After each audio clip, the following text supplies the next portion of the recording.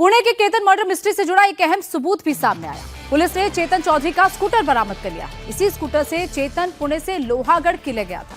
ये वही स्कूटर है जो पुलिस को इस मर्डर मिस्ट्री को सुलझाने में काफी मदद कर सकता है। आरोपी चेतन चौधरी को इस बात का अच्छे से अंदाजा था कि अगर वो कार से जाएगा तो टोल प्लाजा के इलेक्ट्रॉनिक रिकॉर्ड, फास्टैग ट्रैकिंग और सीसीटीवी कैमरास के उसकी लोकेशन ट्रैक हो जाएगी।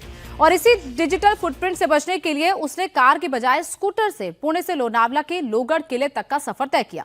वारदात को अंजाम देने के बाद पुलिस को चकमा देने के लिए वो उसी स्कूटर से वापस पुणे भी लौट आया। पुलिस ने अब हत्या की साजिश में इस्तेमाल किए गए इस स्कूटर को भी जब्त कर लिया है।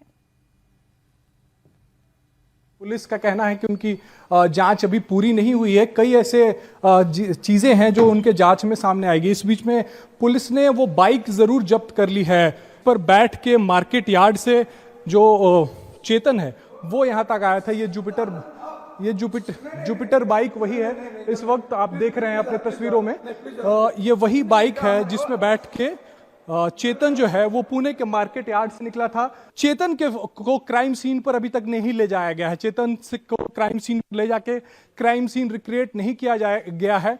तो उस बिना पर पुलिस जो है वो आज रिमांड मांगेगी। साथ ही जो जांच में चीजें निकलकर सामने आए उसमें पता चला है कि साहिल, जो कि सिया का भाई था, उसे पता था कि चेतन चौधरी और सिया के बीच में अफेयर है, प्रेम संबंध है। बावजूद इसके दोनों केतन और सिया की शादी जो है वो फिक्स की गई। और ये सारी बातें जो है वो जांच में निकल के सामने आ रही। पुलिस ये भी जानने की कोशिश कर रही है कि हत्या के बाद चेतन और सिया कितनी बार मिले या किस तरीके से वो कनेक्शन में थे। हम ये बताने की कोशिश कर रहे हैं कि उदयपुर गए थे ये लोग, और एक बार नहीं, जो जानकारी निकलकर सामने आ रही है तकरीबन 2 बार गए थे। इसके पहले क्योंकि ये राजस्थान का ही रहने वाला है चेतन चौधरी, तो अपने पैतृक गांव भी लेकर गया था, लेकिन अकेले नहीं जाते थे, फ्रेंड्स ट्रिप के नाम पे जाते थे और भी दोस्त इनके साथ दोस्तों के नाम पे जाते थे। और पुलिस ये जांचने की कोशिश करी कि क्या और दोस्त जाते थे इनके साथ या ये दोनों अकेले गए हैं। उदयपुर के बारे में जानकारी निकलकर सामने आ रही है कि जिस जगह पर सिया और केतन की शादी होनी थी